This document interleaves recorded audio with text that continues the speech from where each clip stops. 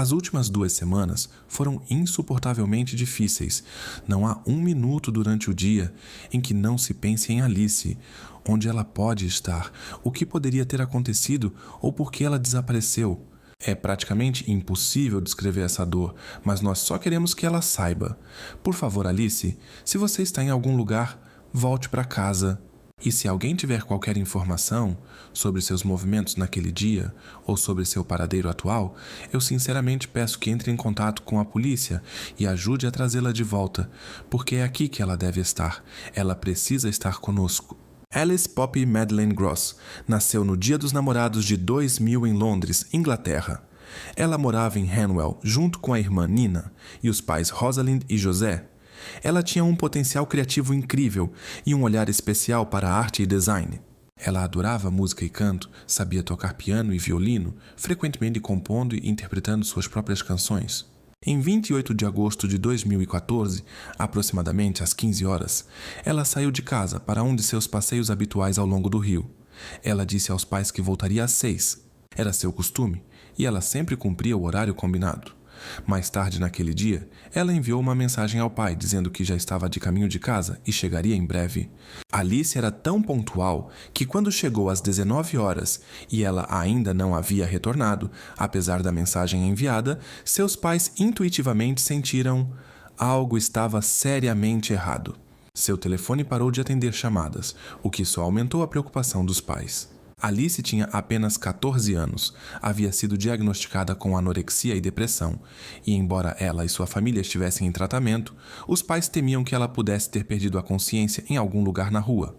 Eles imediatamente relataram seu desaparecimento. A polícia, junto com a família e amigos de Alice, começaram a vasculhar a área onde sabiam que ela deveria estar caminhando, mas não encontraram nada. O detetive superintendente Carl Mehta, designado para o caso, expressou preocupação imediatamente. A investigação se desenvolveu rapidamente e logo atraiu a atenção da mídia. Em pouco tempo, testemunhas começaram a relatar casos isolados em que viram a jovem. Usando essa informação, a polícia conseguiu encontrar os registros relevantes de câmeras de vigilância que confirmaram essas observações. Pouco antes das 16 horas, ela foi filmada caminhando ao longo do canal Grand Union, depois em um local chamado Brentford Lock, não muito longe de sua casa. Ela foi vista novamente às 16h26, caminhando ao longo da passagem sob a ponte do canal, conhecida como Trumpers Way, na direção de sua casa em Hanwell. Mas depois disso, ninguém mais a viu. Após alguns dias, ainda sem pistas, sua família fez um apelo desesperado ao público. Nós te amamos, sentimos sua falta, queremos saber que você está segura e queremos que você volte para casa. Entendemos que, talvez, você esteja passando por momentos difíceis, mas queremos que saiba. Recordamos todos os momentos felizes que vivemos juntos como família e lembramos que pessoa brilhante e maravilhosa você é. Se alguém souber qualquer coisa sobre o paradeiro de Alice, queremos que entendam. Ela é uma moça muito vulnerável e pedimos que entrem em contato com a polícia pelo número 101 com qualquer informação. Pode ser alguém que sabia dos planos dela, alguém com quem ela conversava no chat, ou quem realmente sabe onde ela está agora. Por favor, nos avise que ela está bem. Percebendo que o caso exigia mais do que apenas buscas locais, o superintendente detetive Mehta transferiu a investigação para a divisão de casos especiais da Scotland Yard para elevar o status da operação. O público rapidamente se mobilizou para ajudar nas buscas. A hashtag Metriz por Find Alice era usada em todas as redes sociais. Grupos voluntários de busca trabalhavam de manhã até à noite, e as tradicionais fitas amarelas eram colocadas por toda a cidade para chamar mais atenção para o desaparecimento da jovem. Em 4 de setembro, quase uma semana após o último testemunho sobre seu paradeiro, a polícia encontrou sua mochila em uma trilha ao longo do rio Brent. Nela estavam pertences pessoais, incluindo os calçados que ela usava. Embora Alice e seu telefone ainda não tivessem sido encontrados, isso se tornou uma pista importante, já que agora a investigação tinha uma área específica para trabalhar. A polícia decidiu divulgar gravações de câmeras de vigilância encontradas anteriormente. Nelas, a mochila e os calçados são claramente visíveis, e as autoridades fizeram um apelo às testemunhas que poderiam ter visto a bolsa para que entrassem em contato urgentemente. Como Alice sofria de depressão, a polícia também teve que considerar a possibilidade de uma partida voluntária desta vida. Com a participação de 600 oficiais de 8 unidades diferentes, esta operação tornou-se o maior desdobramento de forças da Polícia Metropolitana desde os incidentes de Londres em 2005. Eles analisavam centenas de gravações de câmeras de vigilância e uma recompensa de 20 mil libras esterlinas era oferecida por informações que pudessem ajudá-lo a encontrar Alice. Usando mergulhadores e cães farejadores, a polícia iniciou uma operação de busca em grande escala, abrangendo 9 milhas quadradas de área arborizada e quase 4 milhas de espaço aquático. Era um trabalho enorme e meticuloso, mas sem quaisquer sinais da presença de Alice, não restavam outras opções. Eles investigaram águas turvas e vasculharam minuciosamente florestas densas, mas as buscas não produziram resultados. A análise de dados do telefone mostrou que quando ela enviou uma mensagem ao pai, dizendo que estava a caminho de casa, ela estava bem ao lado do rio Brent. O superintendente detetive Mehta ordenou mais uma busca nessa área, acreditando que lá poderia ser encontrada mais informação. A cada dia, a versão de que ela teria tirado a própria vida voluntariamente tornava-se cada vez menos provável. Especialistas explicaram as características do comportamento de objetos físicos em meio aquático. Primeiro, eles submergem até o fundo, mas depois, devido aos processos naturais de decomposição, formam-se gases que os elevam à superfície. Se ela tivesse decidido acabar com sua vida dessa maneira, já teria sido encontrada. Isso significa que, se ela estivesse na água, algo poderia estar mantendo-a nas profundezas. Ao verificar o banco de dados de pessoas desaparecidas naquela região, os investigadores descobriram uma informação interessante. Arne Soukans, de 41 anos, natural da Letônia, também estava na lista de desaparecidos. Ele havia vivido em Ealing por cerca de 7 anos, trabalhando como construtor, e quando não retornou para casa do trabalho, sua parceira procurou a polícia. Continuando a examinar as gravações das câmeras de vigilância, eles notaram um homem de meia idade em uma bicicleta, que seguia pela ponte atrás de Alice, apenas alguns minutos atrás dela. Ele certamente deveria tê-la alcançado. Ele foi visto novamente em outra câmera, quando cruzava uma rua movimentada e descia. Inicialmente não havia nada suspeito, mas quando a polícia estudou a gravação mais atentamente, perceberam que o trajeto da ponte até a estrada principal levou quase 45 minutos para ele, embora normalmente leve apenas alguns minutos. O ciclista foi oficialmente identificado como Arne Soukans. As câmeras usadas para procurar Alice começaram a desenhar um quadro muito preocupante. A polícia viu nas gravações como Soukans retornou 2 vezes em 12 horas à área onde Alice foi vista pela última vez. Ele voltou às 7h45 e apareceu novamente saindo daquela área às 8h50 da noite do dia 28. Ele já estava usando roupas diferentes. Ele retornou pela última vez pouco antes das 7 da manhã do dia 29. Gravações adicionais mostraram como ele comprava cerveja em uma loja por volta das 8 da noite do dia 28. Mehta e sua equipe dirigiram-se à casa de Soukans em Ealing para iniciar uma busca. Após verificar seu histórico, os piores temores da equipe foram confirmados. Soukans tinha um passado problemático. Ele cumpriu 7 anos em uma prisão letã por um incidente com sua esposa. Em 2009, apenas 2 anos após chegar a Londres, ele se comportou inadequadamente com uma jovem de 14 anos, perto do mesmo canal onde andava de bicicleta, a apenas 2 milhas de onde Alice desapareceu. Naquela época, não era prática da Scotland Yard realizar as mesmas verificações de hoje, então eles não sabiam sobre o passado de Soukans na Letônia. A jovem de 14 anos não fez uma declaração oficial, e ele nunca foi responsabilizado. 4 semanas após o início das buscas por Alice, a polícia organizou uma reconstrução de seu último trajeto, com uma atriz usando roupas idênticas, na esperança de que mais pessoas se lembrassem de tê-la visto. Nenhuma pista era pequena demais, e a polícia precisava de qualquer informação. O detetive Mehta e sua equipe já sabiam que estavam procurando um homem responsável pelo desaparecimento de Alice e, provavelmente, pelo seu destino, mas Soukans não podia ser encontrado em lugar nenhum, e a polícia temia que ele pudesse ter deixado o país. Em 30 de setembro, 5 semanas depois que Alice foi vista pela última vez, uma descoberta chocante e perturbadora foi feita. Bom dia, sou o comandante Graham McNulty, da Unidade de Crimes Especiais e Operações da Polícia Metropolitana.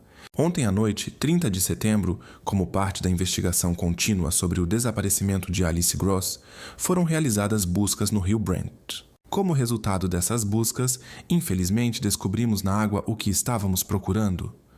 Apenas um dia depois, eles confirmaram oficialmente que haviam encontrado Alice Gross.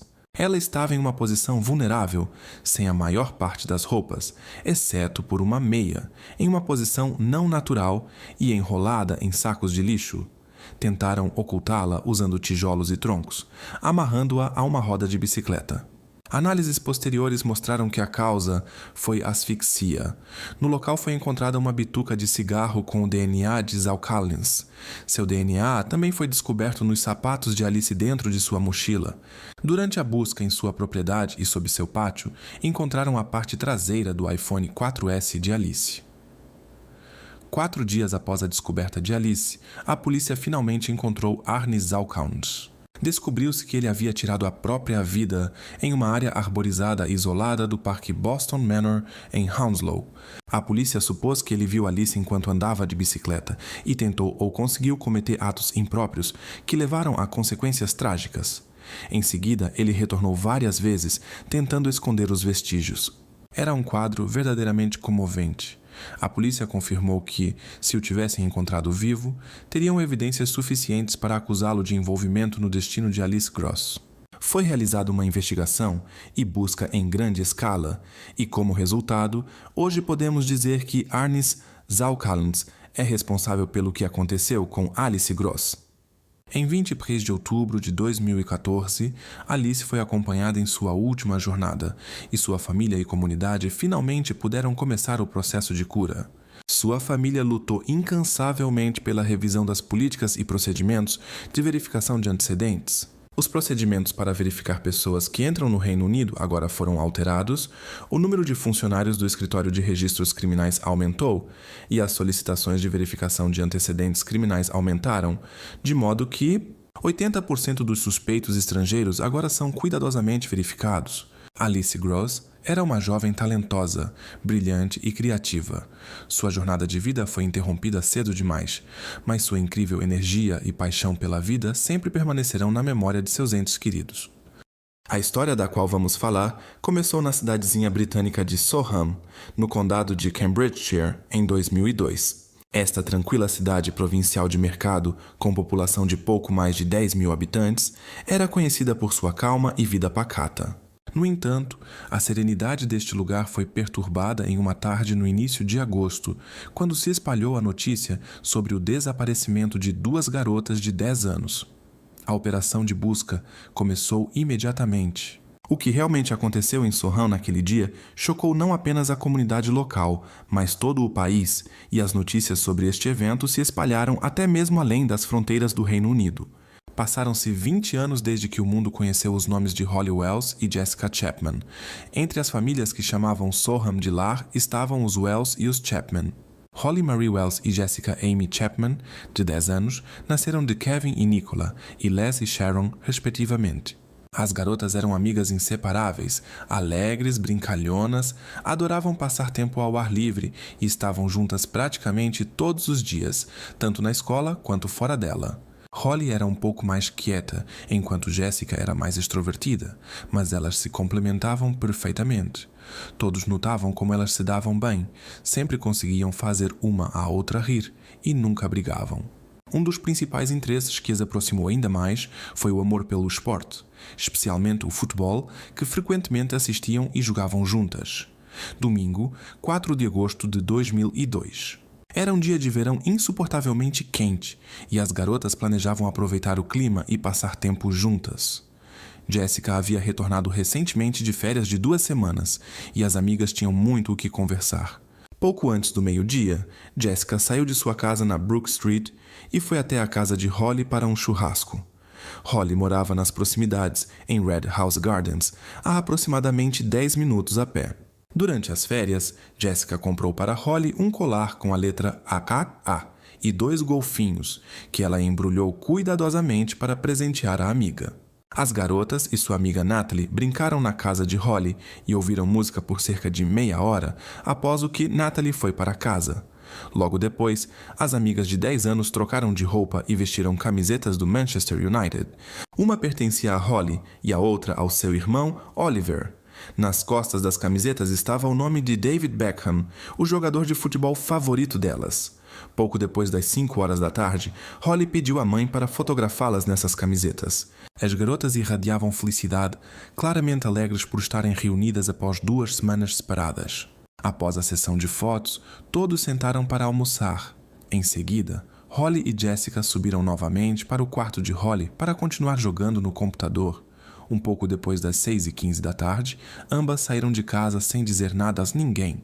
Pouco antes das 6h30, câmeras de vigilância no estacionamento perto do centro esportivo registraram as garotas caminhando juntas. Presume-se que elas estavam indo a uma das lojas para comprar doces. Depois eles seguiram por uma trilha que levava ao colégio Soham Village. Às 6h33, foram vistas nas ruas vizinhas College Road e College Close. Às 8 da noite, as famílias, supondo que as garotas estavam no andar de cima, perceberam que elas, na verdade, não estavam em casa. Após buscas nas redondezas, pouco antes das 10 da noite, o desaparecimento de Holly e Jessica foi relatado à polícia. O desaparecimento das garotas alarmou a todos, e desde o início havia uma sensação de que algo grave havia ocorrido. Os moradores conheciam esta localidade como a palma de suas mãos, e a maioria deles conhecia bem uns aos outros. Por isso, a versão de que elas simplesmente saíram e se perderam parecia improvável. Nesta comunidade, as pessoas cuidavam umas das outras e todos estavam certos. Se alguém tivesse visto elas ou notado algo estranho, certamente teriam vindo em seu auxílio. A sede da polícia foi instalada na escola primária onde elas estudavam.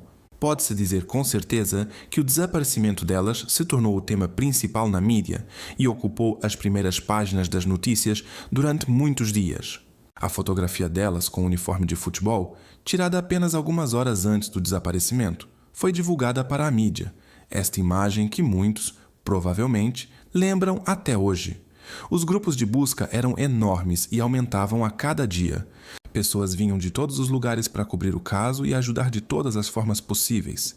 A polícia inspecionou minuciosamente a escola primária delas, assim como a escola secundária Soham College, localizada nas proximidades. Mas nada encontraram. À medida que os dias passavam, embora a polícia não falasse diretamente sobre isso, tornava-se claro que, com Holly e Jessica, provavelmente, aconteceu algo irreparável. Naquele dia, os pais de ambas, junto com a polícia, fizeram um apelo desesperado por ajuda. Eu não permito que ela ande sozinha pela rua. De jeito nenhum. Não permitimos que ninguém vá a lugar algum sozinho. Elas estão sempre juntas com amigos? Jessica não gosta de conversar com estranhos. Os pais de ambas insistiram que suas filhas foram ensinadas a não conversar com desconhecidos e não confiar neles. O diretor da escola delas confirmou isso, dizendo: "Desde cedo incutimos nas crianças a compreensão do possível perigo de pessoas estranhas. Isso levou a polícia a supor que, possivelmente, alguém que elas conheciam e em quem talvez confiavam havia se aproximado delas. A recompensa por qualquer informação sobre elas atingiu a impressionante soma de 1 milhão de libras. Os investigadores entrevistaram todos os infratores registrados em Cambridgeshire, bem como em todo o Reino Unido, mas todos foram excluídos da lista de suspeitos. Até o jogador de futebol favorito delas, o próprio David Beckham, fez um apelo pelo retorno seguro, dizendo a Holly e Jessica que elas não estavam em apuros, que seus pais as amavam e esperavam por elas em casa. Um dos que ativamente procurava falar com a polícia e compartilhar suas observações foi Ian Huntley, de 28 anos, zelador da escola secundária Soham Village College. Ele rapidamente se tornou uma figura frequente na mídia. Jeremy Thompson, apresentador da Sky News na época, realizou uma entrevista que posteriormente ganhou ampla divulgação. A cronologia daquela noite de domingo, 4 de agosto, indica que elas estavam aqui, bem no pátio do colégio, do centro educacional local. Sabemos que elas passaram pelo centro esportivo, localizado do outro lado da rua, poucos minutos antes, para comprar doces, e continuaram caminhando pelo território que lhes era bem familiar. A escola primária delas, St. Andrews, fica logo atrás do colégio. Pareciam normais, muito alegres, felizes, conversadoras. Não notei nada suspeito, ninguém andava por perto. Sabe, apenas crianças comuns e felizes. seguras e saudáveis. Sim, sim, absolutamente. E você, ao que parece, possivelmente foi a última pessoa que realmente conversou com elas antes de desaparecerem. Sim, parece que sim. E isso é um mistério? Absolutamente, sim, sim, absolutamente. Enquanto não há notícias, todos nós nos agarramos a um raio de esperança. Essas palavras foram ditas por muitos moradores locais com quem conversei. Nada naquele domingo de manhã prenunciava uma tragédia, nenhum sinal de alerta. Foi exatamente isso que disse a pessoa que, possivelmente, foi a última a ver as garotas naquele dia. Ian e sua parceira Maxine Carr viviam juntos desde que se conheceram em Grimsby em 1999. Em 2001, eles se mudaram para Soham por causa do trabalho. Maxine, de 25 anos, trabalhava como assistente de professora na escola primária, onde as duas amigas estudavam. Holly e Jessica a adoravam, frequentemente desenhavam figuras para ela e escreviam bilhetes. Um mês antes do incidente, em julho, Maxine se candidatou para o cargo de assistente permanente de professora, mas não foi aceita. Holly chorou quando soube disso e lhe deu um cartão desenhado à mão com as palavras: "Vou sentir muita saudade. Obrigada. Nos vemos na escola. Sinto sua falta. Com amor, Holly." A noite passada foi talvez a mais difícil. Temos amigos e familiares experientes que procuraram em valas, em rios, examinando a área em busca de nossos filhos, diziam os pais das desaparecidas. O que começou como um desejo de compartilhar sua história com a mídia, rapidamente se tornou um problema para Ian. Agora todos queriam entrevistá-lo, e ele começou a pedir aos repórteres que as filmagens com sua participação permanecessem apenas para notícias locais. Não ajuda a situação o fato de que eu fui um dos últimos a falar com elas, se não o último. Eu fico repassando aquela conversa constantemente e penso que, talvez, pudesse ter dito algo diferente. Talvez tê-las mantido aqui um pouco mais, possivelmente mudado o curso dos acontecimentos. Eu só lamento não ter perguntado para onde elas estavam indo, ou algo que pudesse ter evitado tudo isso. Observem seus vizinhos, quem está à sua esquerda, quem está à sua direita, e notem qualquer comportamento estranho. Isso parecia uma boa ideia. É muito perturbador perceber que há pessoas com essas tendências entre nós e não sabemos quem são. É muito triste pensar que eu, possivelmente, fui o último rosto amigável que essas duas garotas viram. Não quero que a imprensa nacional tenha esta entrevista. Estou fazendo isso apenas para concluir a televisão local, pois acredito que as crianças ainda estão em algum lugar próximo, e isso realmente só é relevante para as áreas locais. Não faz sentido levar minhas palavras ao nível nacional. A polícia reconstruiu a última rota conhecida das desaparecidas de 10 anos. As garotas, vestidas com roupas idênticas, percorreram o mesmo caminho que Jessica e Holly haviam feito 6 dias antes. Os investigadores agora afirmam que não há evidências de que Holly e Jessica tenham ido encontrar alguém com quem se comunicaram em um chat da internet. Clarence Mitchell relata de Soham: "Seus passos rumo ao desconhecido. Estes são os últimos movimentos registrados de Holly e Jessica. Para a reconstrução dos eventos, foram convidadas 2 jovens atrizes de uma companhia teatral de Cambridge. Elas estavam vestidas com as mesmas roupas e acessórios que as desaparecidas de 10 anos, as mesmas camisetas do Manchester United, as mesmas calças esportivas. Seus cabelos também foram arrumados para ficarem o mais parecido possível com os penteados de Holly e Jessica. O objetivo da reconstrução é refrescar as memórias das pessoas sobre o domingo passado. Por volta das 6 horas da noite, as amigas famintas foram vistas várias vezes na rua Sam Vizinha, dirigindo-se ao centro esportivo local, onde foram registradas pelas câmeras de vigilância. E às 6h15, este par foi visto na área do memorial militar na rua principal. Todos esses lugares estão marcados com observações confirmadas de Holly e Jessica. Os investigadores esperam que isso leve a um avanço no caso. Possivelmente, existem pessoas que não percebem que viram algo importante, ou se notaram algo, não consideram isso relevante para nós. E eu peço a essas pessoas, após assistirem à reconstrução dos eventos, por favor, entrem em contato conosco, disse um dos detetives. Após examinar os computadores, os investigadores agora afirmam que não há evidências de que elas usaram chats ou combinaram encontros com alguém imediatamente antes do desaparecimento. Paralelamente à reconstrução, as buscas intensivas continuaram. O sistema de drenagem de Soham tornou-se um novo objeto de atenção para os especialistas de busca policial. Naquela noite, as buscas por elas e por quem poderia estar detendo-as se expandiram por quilômetros ao redor das vastas áreas do condado de Cambridge. Mas elas ainda não foram encontradas, apesar de uma das maiores operações de busca que a Grã-Bretanha já viu. Clarence Mitchell estava em Soham e relatou: "Sophie, a polícia realmente tem muita esperança.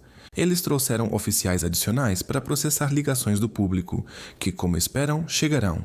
Mas a escala completa provavelmente só ficará clara até amanhã. Portanto, eles esperam que uma pista importante que leve a um avanço surja graças à reconstrução.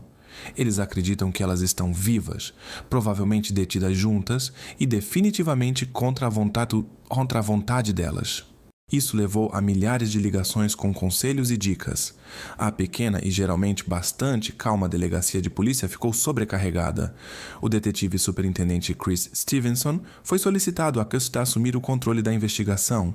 Ele disse que a primeira coisa que fez, por mais estranho que pareça, foi reduzir drasticamente a escala. Ele explicou que o caso se espalhou tão rapidamente por todo o país que precisaram mudar o foco e começar do zero, local e próximo às casas delas. Uma revisão completa dos últimos passos conhecidos de Holly e Jessica foi realizada novamente, e desta vez com muito mais cuidado. Tudo estava dentro de uma caminhada relativamente curta das casas delas. As amigas moravam praticamente dobrando a esquina uma da outra e a uma pequena distância da escola primária, com muitas lojas pequenas no caminho. Elas não tinham motivo para ir muito longe. Os detetives, neste ponto, entrevistaram muitas pessoas, e a opinião geral foi unânime. Ninguém viu elas em qualquer lugar fora de College Close, a rua onde Ian e Maxine moravam.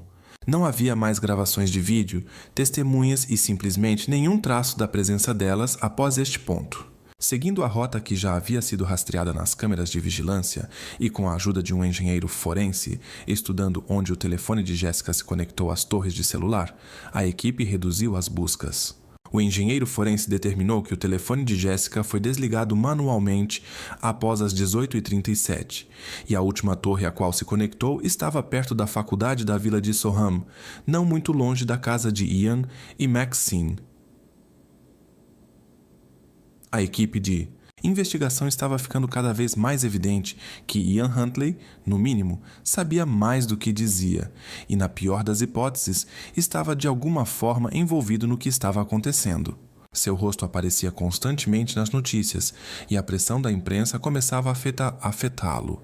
Observando-o, a polícia notava que ele estava perdendo peso rapidamente, e círculos escuros apareceram sob seus olhos devido à falta de sono.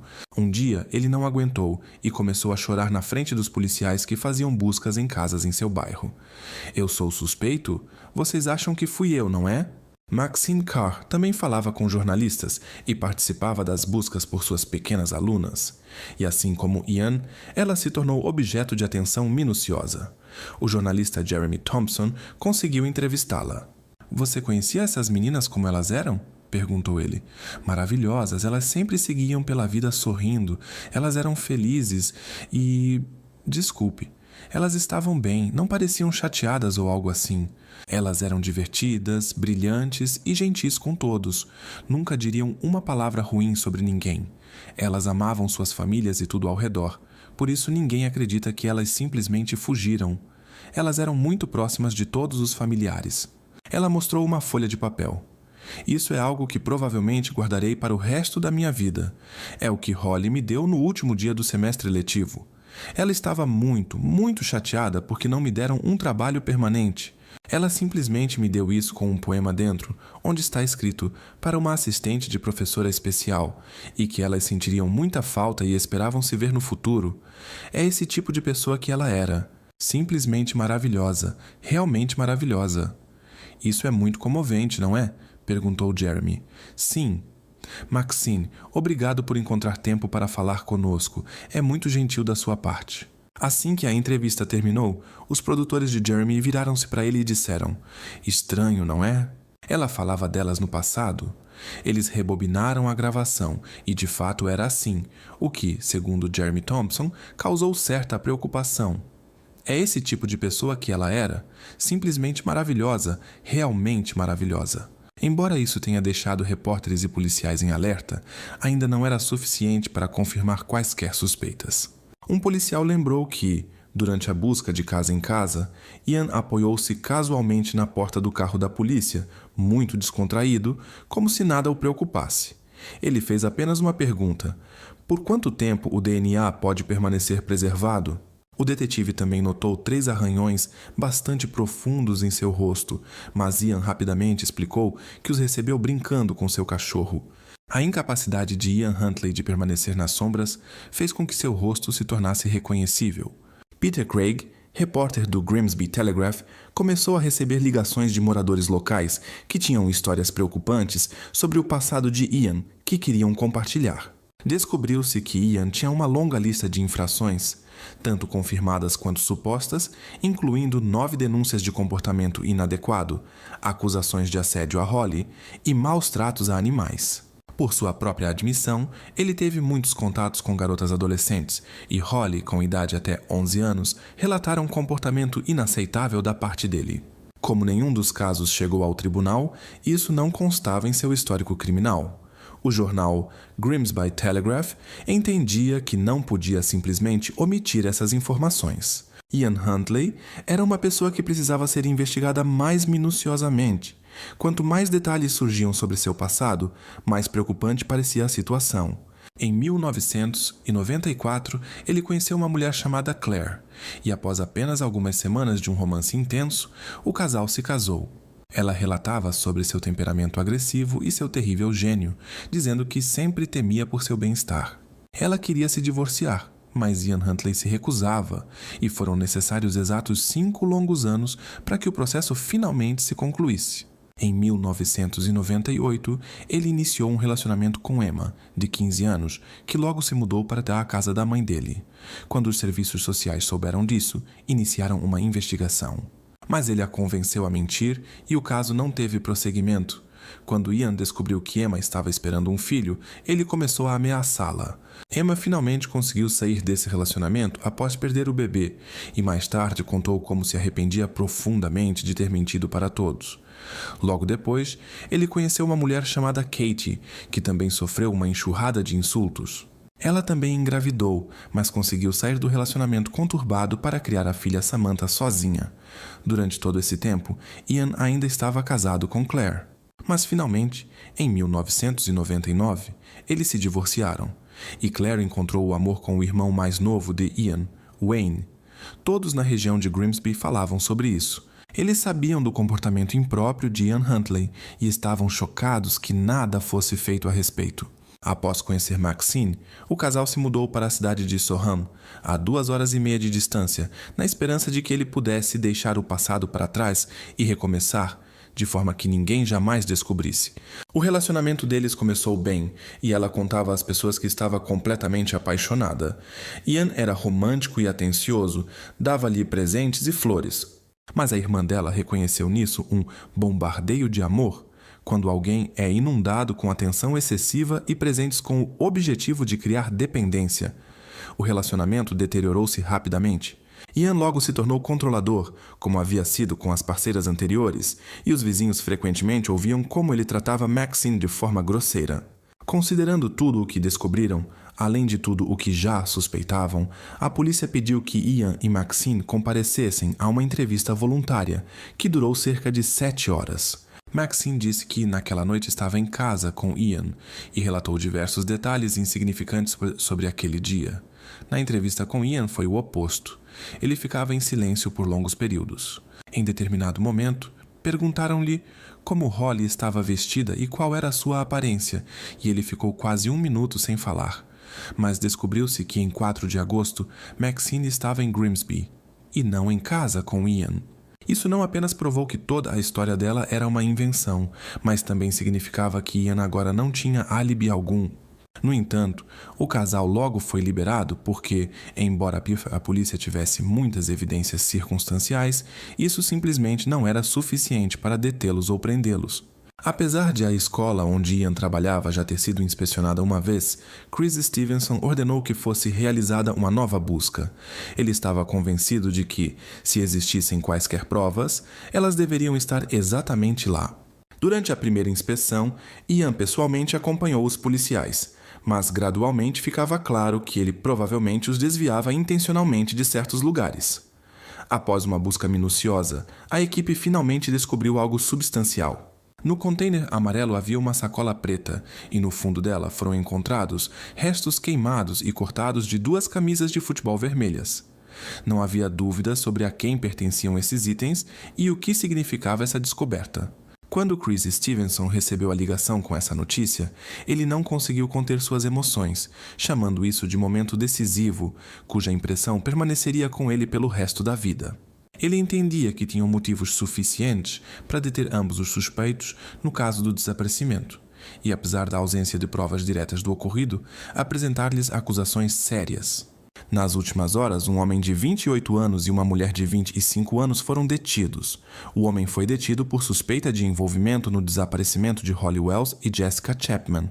A mulher também foi detida em conexão com este caso. Eles foram levados para delegacias diferentes em Cambridgeshire para interrogatório. Logo após a detenção, Ian telefonou para a casa de sua mãe.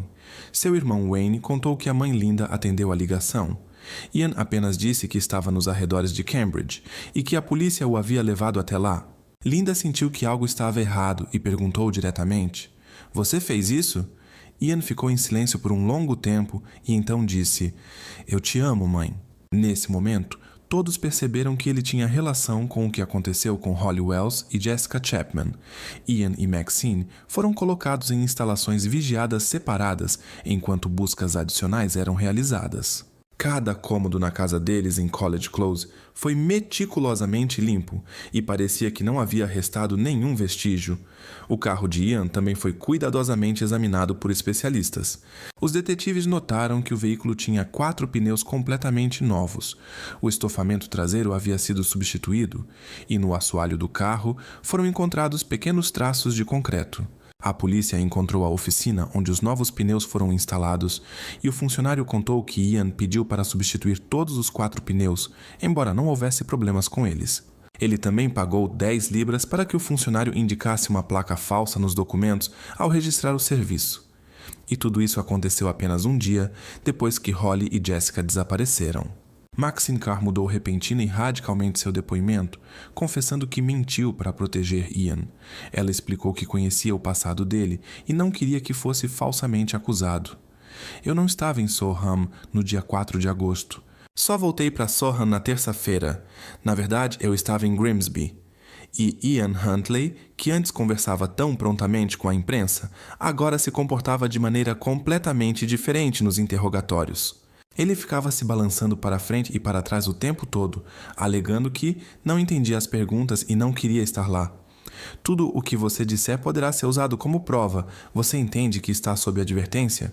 "Desculpe, posso perguntar, você quer dar depoimento gravado agora sobre esses?" A polícia não teve escolha a não ser enviá-lo para uma avaliação de saúde mental.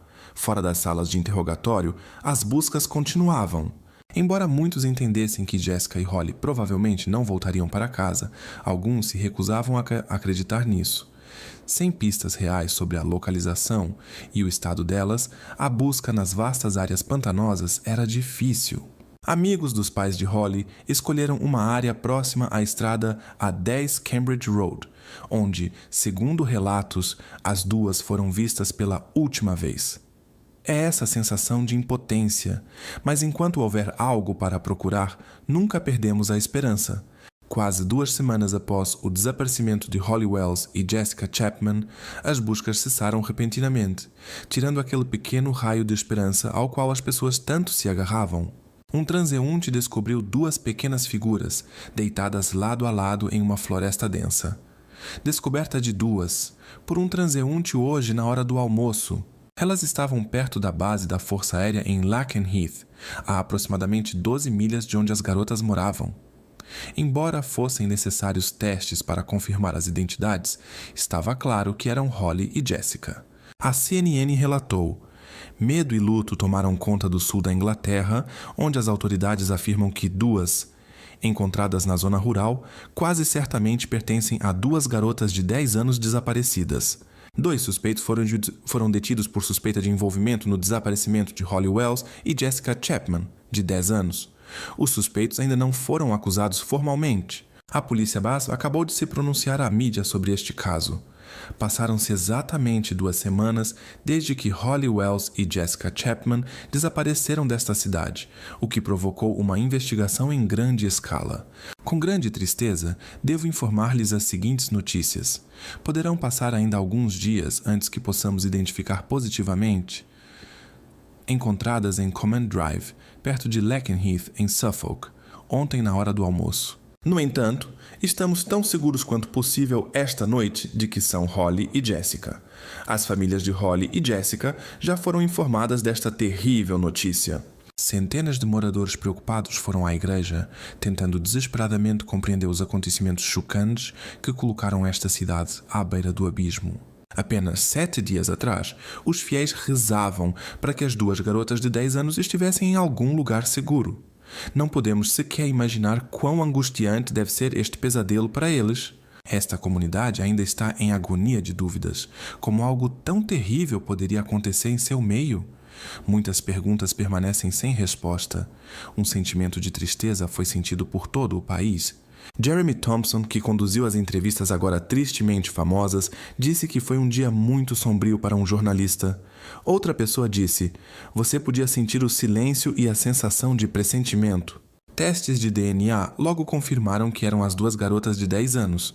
Devido à condição e ao fato de que houve uma tentativa de eliminar vestígios, a causa exata e o horário não puderam ser determinados, mas suspeitava-se que, provavelmente, foi por asfixia.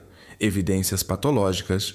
A investigação mostrou que uma das garotas possivelmente sofreu tratamento inadequado, embora não tenha sido possível estabelecer isso com total certeza.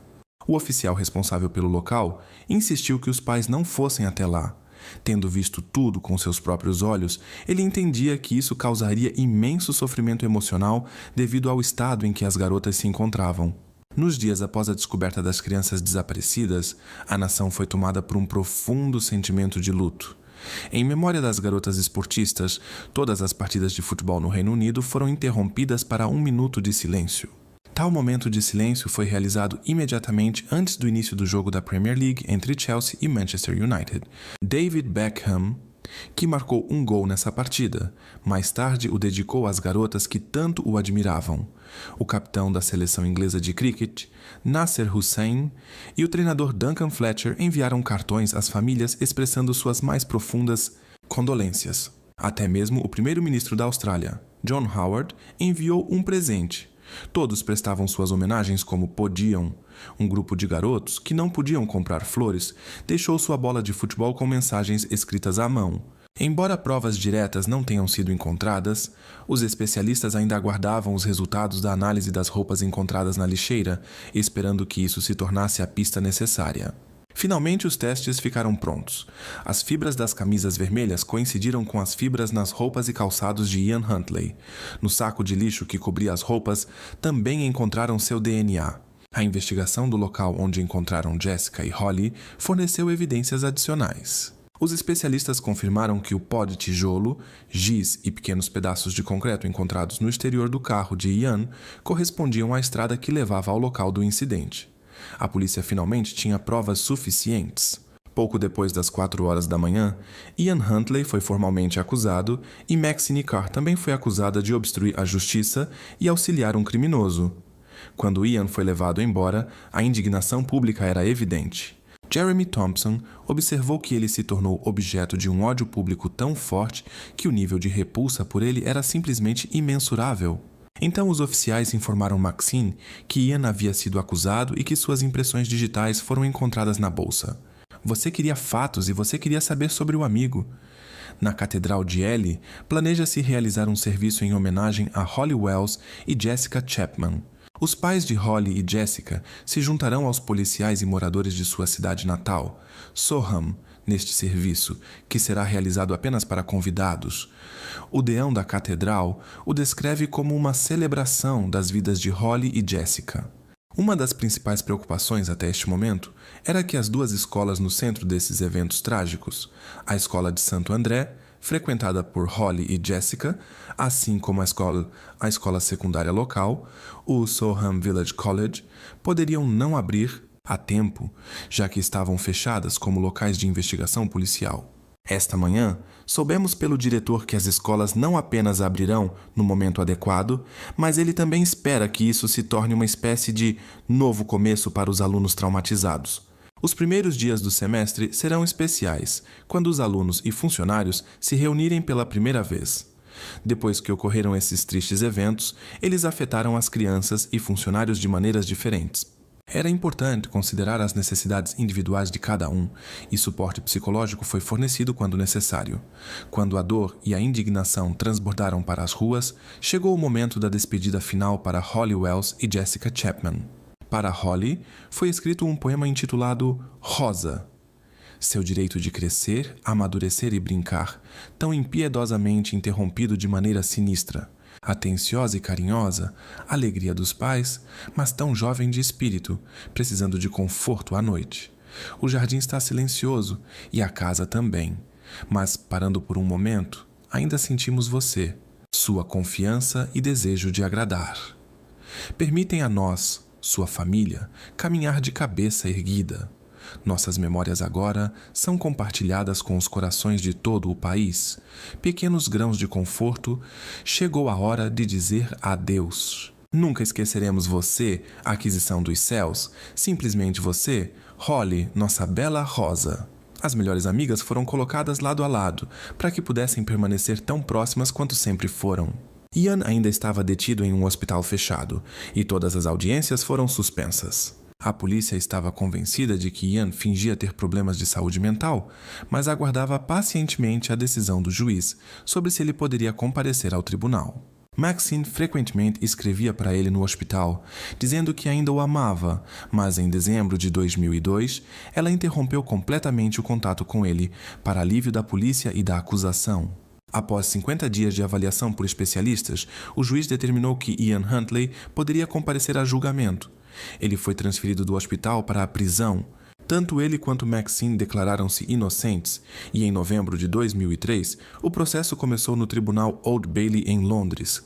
Ainda permanece incerto como e por que Ian Huntley atraiu Jessica e Holly para sua casa, mas acredita-se que ele aproveitou a confiança e o amor que elas tinham por Maxine como auxiliar de professora e provavelmente prometeu a elas que poderiam vê-la lá dentro. Jessica e Holly também poderiam conhecê-lo pessoalmente, ou bem o suficiente para se sentirem confortáveis com ele, já que ele era parceiro da auxiliar de professora delas e trabalhava a poucos passos da escola. Poucos minutos antes de Holly e Jessica passarem pela casa dele naquele dia, ele teve uma discussão acalorada com Maxine, na qual a acusou de traição, após o que desligou bruscamente o telefone. Acreditava-se que ele poderia ter prejudicado Jessica e Holly em um momento de raiva. Outros acreditavam que isso foi planejado antecipadamente, mas como existe apenas uma versão dos eventos, a verdade completa provavelmente nunca será conhecida. Presume-se que depois de atraí-las para dentro, ele trancou as portas. O que aconteceu depois nunca foi confirmado, mas no final, uma delas foi comprometida no banheiro, e então ele perseguiu a outra e fez o mesmo com ela. Mas no tribunal, Ian Huntley contou uma nova história. Ele testemunhou em sua própria defesa e disse que ocorreu um acidente com Holly e Jessica, pedindo que isso fosse considerado como dano não intencional. Ele alegou que Holly e Jessica vieram até ele em busca de ajuda devido a um sangramento nasal de Holly. Ele as levou ao banheiro, onde a banheira estava cheia depois que ele havia dado banho em seu cachorro. Ian disse que escorregou e acidentalmente empurrou Holly para a banheira, resultando em um acontecimento irreparável. Ele continuou, dizendo que quando Jessica começou a gritar, ele involuntariamente interrompeu sua respiração, tentando silenciar seus gritos. Ian afirmou que não estava fingindo estar mentalmente doente. Como declarou a promotoria, a história sobre perda de memória parecia completamente implausível e era apenas uma maneira de controlar a situação até o fim. Eles consideravam que suas afirmações não tinham base real. Maxine Carr também apresentou sua defesa. Ela contou que inicialmente pensou que Ian estava tendo um caso, já que, ao retornar para casa, descobriu que toda a roupa de cama havia sido lavada. Quando perguntada por que ajudou a limpar a casa tão minuciosamente, ela simplesmente respondeu que era obcecada por limpeza. Maxine insistiu que mentiu para a polícia sobre seu paradeiro apenas porque temia que Ian fosse acusado de algo que não havia cometido. Ela também alegou que quando Ian lhe contou sobre o sangramento nasal, tentou convencê-lo a relatar isso aos policiais, dizendo que eles entenderiam. Segundo Maxine, se ela soubesse toda a verdade, nunca teria agido como agiu. Sabe-se que Maxine enfrentou vários problemas em sua vida. Alguns afirmavam que essas dificuldades a tornavam um alvo vulnerável para Ian, enquanto outros estavam convencidos de que ela desempenhava um papel igualmente sinistro e não deveria ser vista como vítima. Tony Rogers, na época assistente do delegado-chefe, declarou que a considerava tão calculista quanto o próprio Ian e que ela não merecia nenhuma compaixão. Não surpreendentemente, ao final do processo judicial, a promotoria caracterizou tanto Maxine quanto Ian como mentirosos habilidosos. Eles afirmaram: pedimos que rejeitem as alegações de que ambos os casos foram acidentais, como uma mentira desesperada. A única saída para ele. Supomos que tudo o que aconteceu na casa foi motivado por algo de natureza íntima, mas seja lá o que ele tenha iniciado, claramente algo deu errado. Portanto, na mente desta pessoa impiedosa, ambas precisavam desaparecer por seus próprios interesses egoístas. Eles continuaram, afirmando que Maxine tirava o máximo proveito da situação, o que incluía proteger Ian Huntley a qualquer custo. A defesa foi breve, simplesmente pedindo aos jurados que considerassem a possibilidade de um veredito de ações não premeditadas em vez de um crime intencional. Mas isso não estava destinado a acontecer. Em dezembro de 2003, Ian Huntley foi considerado o culpado em ambas as acusações e sentenciado a 2 penas de reclusão com um mínimo de 40 anos. Ele escapou da prisão perpétua obrigatória, pois a aprovação da Lei de Justiça Criminal de 2003 entrou em vigor apenas um dia após sua condenação. Maxine Carr também foi encarcerada e recebeu 3 anos e meio por obstrução da justiça, mas foi libertada sob novo nome em menos de 6 meses. Na leitura da sentença, as famílias Wells e Chapman se dirigiram à mídia e Les Chapman disse: "Acho que ele era uma bomba relógio e nossas meninas estavam no lugar errado na hora errada. Espero que, quando eu o vir pela próxima vez, seja da mesma forma como vimos nossas filhas, pela última vez." Após a conclusão do julgamento, surgiram questões sobre como Ian Huntley conseguiu obter um emprego de zelador na escola. Isso levou à criação do relatório Bichard, uma investigação pública sobre proteção infantil liderada por Sir Michael Bichard. Ian Huntley mentiu sobre tudo, incluindo seu sobrenome, e o que ele informou à escola não foi verificado ou reconfirmado antes de sua contratação. Também foi revelado que Maxine Carr falsificou suas qualificações para conseguir um emprego na escola primária como assistente de ensino, e isso também não foi detectado. O relatório Bichard propôs uma série de recomendações destinadas a prevenir incidentes semelhantes no futuro. Foi criado um novo banco de dados policial, permitindo que diferentes unidades das forças de segurança compartilhassem informações sobre infratores. Durante seu encarceramento, Ian Huntley foi repetidamente atacado por outros detentos. Em um dos casos, jogaram água fervente sobre ele, em outro, causaram graves ferimentos em seu pescoço. Ele também tentou causar dano a si mesmo várias vezes.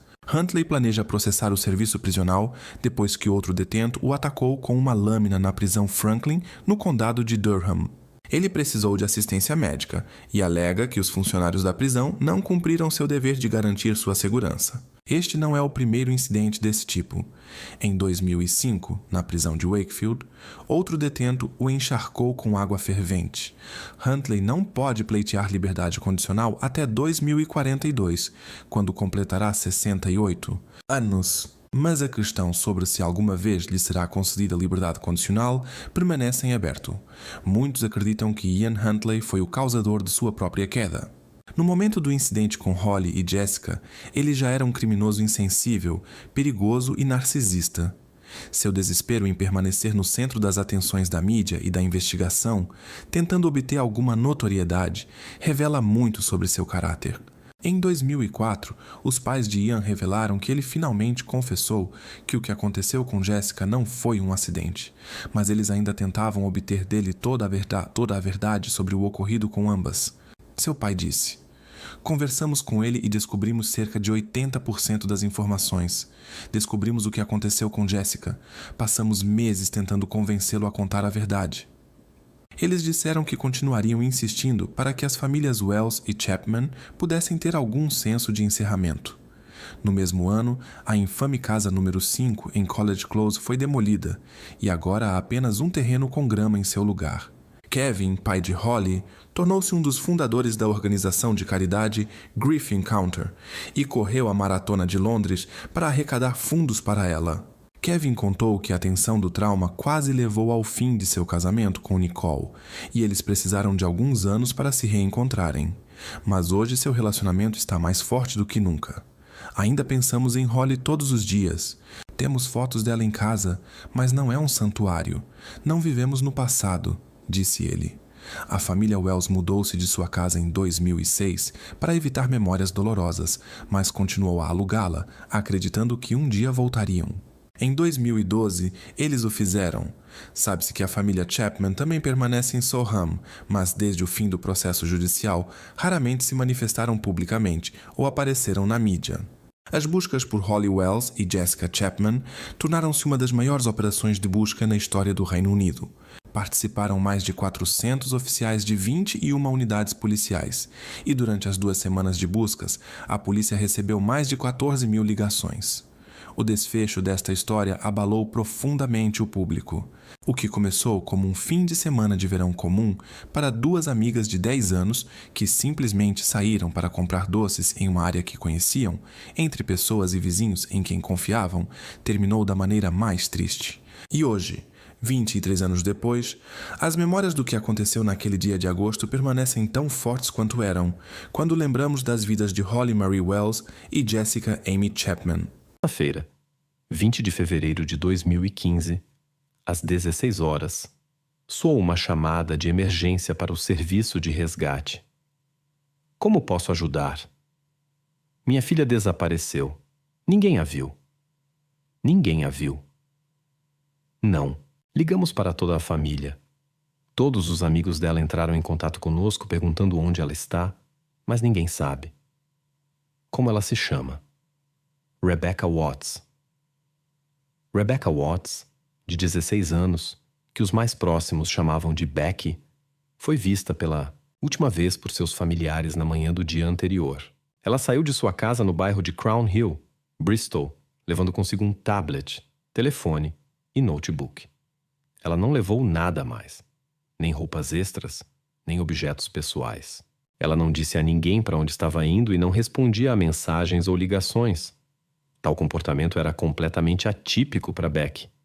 Ela nunca havia desaparecido antes ou ficado fora até tarde. No dia anterior, ela conversou com uma amiga, que observou que Becky estava se comportando normalmente e nada em sua conduta causava preocupação. Não havia sinais de que ela planejava sair de casa. Becky nasceu em 3 de junho de 1998 na família de Darren e Tanya. Antes mesmo de seu nascimento, os pais se separaram e os primeiros anos ela passou com sua mãe, Tanya. Mais tarde, Rebecca foi temporariamente colocada sob tutela devido a problemas com supervisão, mas logo ela e seu irmão, Dan, começaram a viver com o pai. Conhecidos a descreviam como uma jovem forte e combativa, com senso de humor aguçado, que se abria no círculo de pessoas próximas. Na escola, ela era mais quieta e tímida, mas os professores notavam seu cuidado, bondade e grande coração. Ela tinha um círculo pequeno, mas muito próximo de amigos que ela adorava, e esse afeto era recíproco. Posteriormente, Darren iniciou um relacionamento com uma mulher chamada Angie, que tinha um filho chamado Nathan. Quando Darren e Angie se casaram em 2013, Nathan foi o padrinho, e Becky foi a dama de honra, junto com a namorada de Nathan, Shauna. Menos de 2 anos após o casamento, o mundo deles virou de cabeça para baixo. Becky desapareceu. Após a ligação para o serviço de resgate, o pai de Becky publicou um apelo desesperado no Facebook. Por favor, se alguém viu minha filha ou ouviu falar dela, deixe-me saber que ela está bem. Ela desapareceu na quinta-feira, 19, às 11h15 da manhã. Ia encontrar um rapaz, mas nunca apareceu, então ele veio até nós procurando por ela. Desde então, nenhum de seus amigos a viu. A polícia começou as buscas. Estou realmente assustado. Quero que ela volte para casa. O inspetor-chefe, Richard O'Connor, observou que a polícia estava particularmente alarmada com a falta de atividade nas suas redes sociais. Normalmente, ela se comunicava regularmente com amigos, mas não havia mensagens dela. A história rapidamente chegou à mídia nacional. Rebecca Watts, de 16 anos, foi vista pela última vez em sua casa em Bristol. Este é o último ponto onde podemos determinar exatamente sua localização e, claro, estamos tentando descobrir o que aconteceu depois que ela saiu. Passaram-se 5 dias desde que Beck deixou sua casa no bairro de St. George, em Bristol, levando apenas um notebook e telefone. A polícia informa que desde então ninguém teve notícias dela. Amigos, família, as pessoas mais próximas dela com quem eu esperaria que ela mantivesse contato regular, pelo menos com algum deles. Não temos notícias dela, então estamos realmente muito preocupados com seu bem-estar. A polícia examinou áreas abertas perto da casa de Beck, mas informou que ainda não há descobertas significativas ou avanços na investigação. Após 5 dias do misterioso desaparecimento de uma estudante de 16 anos de Bristol, a família e os investigadores continuam completamente perplexos. Beck Watts, uma jovem quieta e tímida, como a descrevem seus entes queridos. Ela é uma típica adolescente moderna, gosta de selfies, música, moda, contam as pessoas que a conhecem. Em conversa comigo, o pai de Beck e sua madrasta enfatizaram que tal comportamento é completamente fora do comum para sua filha e aguardam desesperadamente qualquer notícia sobre ela. Bex, se você está vendo isso, por favor, entre em contato conosco. Eles apelaram para a câmera. E se alguém souber de algo, apenas nos diga. Ajude-a a voltar para casa sã e salva. Se ela estiver com você, deixe-a onde possamos encontrá-la. Queremos que ela volte para casa. Por favor, ela não está com problemas. Só queremos que ela retorne. É tudo o que queremos. No dia seguinte, quarta-feira, 25 de fevereiro, pediram à família que temporariamente deixasse a casa para que as autoridades pudessem conduzir uma inspeção minuciosa. Contudo, nenhum vestígio da jovem foi encontrado.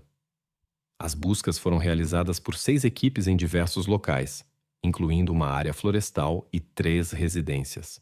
A operação contou com o apoio da Academia de Polícia e da Agência Nacional de Combate ao Crime, enquanto um helicóptero examinava a área do alto. As equipes de busca também vasculharam a reserva natural na colina Troopers e um lago próximo, mas Beck parecia ter evaporado. Nas redes sociais, a hashtag #WhereToFindBeck se espalhava, e a polícia utilizava o Twitter para informar o público sobre o desaparecimento da jovem. A equipe de investigação precisava conversar com as pessoas mais próximas de Beck para reconstruir seus últimos movimentos conhecidos e coletar qualquer informação relevante. Eles tentavam criar um quadro completo da personalidade de Beck, esperando encontrar respostas para suas perguntas. Eles conversaram com a madrasta de Beck, Angie. Shona ouviu a porta bater, então ela presumiu que era Beck saindo, explicou ela. Sim, pensei que era Beck saindo de casa. Ninguém a viu sair. Apenas ouvimos a porta bater e presumimos que era Beck indo embora. À medida que a investigação prosseguia, descobriu-se que os últimos a verem Beck foram seu meio-irmão, Nathan Matthews, e sua namorada, Shauna Hoare.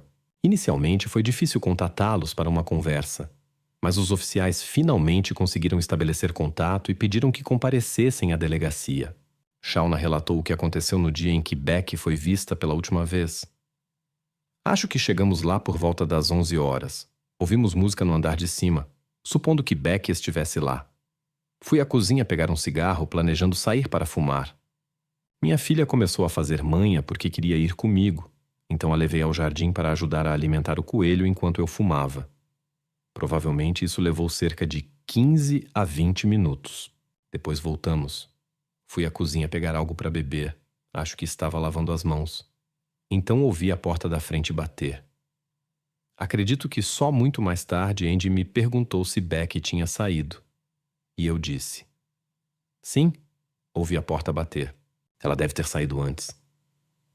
Eu acho que estava lavando as mãos quando ouvi a porta bater. A porta da frente. Novamente não olhei para o horário e não dei importância a isso, então não pensei: opa, o que foi isso? Era apenas a porta. Beck saiu. Desculpe. Confundi a ordem acidentalmente. Permita-me voltar um pouco. Quanto à batida da porta, para ir da cozinha até a porta da frente, é preciso passar pela sala de estar. Quão longe dessa porta da frente você estava?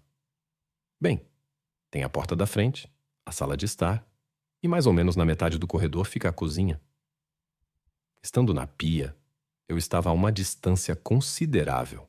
Antes do som da porta batendo, o que você ouviu? Sinceramente, acho que só estava tocando música no rádio. Eu estava mais concentrada em tomar vitaminas e preparar uma bebida. Mas ouvi passos pesados na escada. Por isso pensei que Beck tinha saído de mau humor. Comentei isso com Andy porque a porta bateu, embora não tivesse certeza se não era o vento. Pensei assim porque dava para ouvir claramente tum-tum-tum descendo essa escada. Supus que ela estava tendo mais um ataque de irritação. Nathan contou a mesma coisa sobre a porta batendo. Você pensou que era a porta da frente batendo? Sim. E quem você achou que era? Becky. Acho que vamos encerrar a entrevista por aqui. Já estamos conversando há 2 horas, é bastante tempo. Minhas costas começaram a doer. Sim, entendo. Os investigadores notaram alguns pontos. Shauna parecia alegre e bastante animada, enquanto Nathan parecia indiferente. Outro detalhe incomum era o quanto suas histórias coincidiam.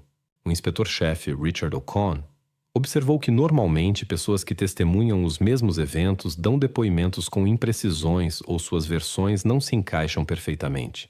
Segundo ele, o fato de seus relatos serem tão parecidos indicava que eles haviam discutido os detalhes previamente e acordado suas histórias. As buscas por Becky Watts continuam.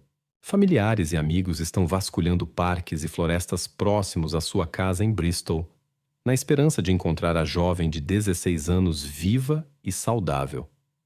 Muitos voluntários se juntaram às buscas. Cartazes foram espalhados e as pessoas estavam determinadas a não parar as buscas até que ela fosse encontrada. Já haviam se passado 9 dias desde que Beck foi vista pela última vez. A polícia trouxe a divisão de crimes graves para auxiliar na investigação e voltou a concentrar a atenção na casa de Beck. Eles vieram com uma equipe forense para descobrir se a casa continha alguma pista sobre seu paradeiro. Fizeram uma descoberta preocupante.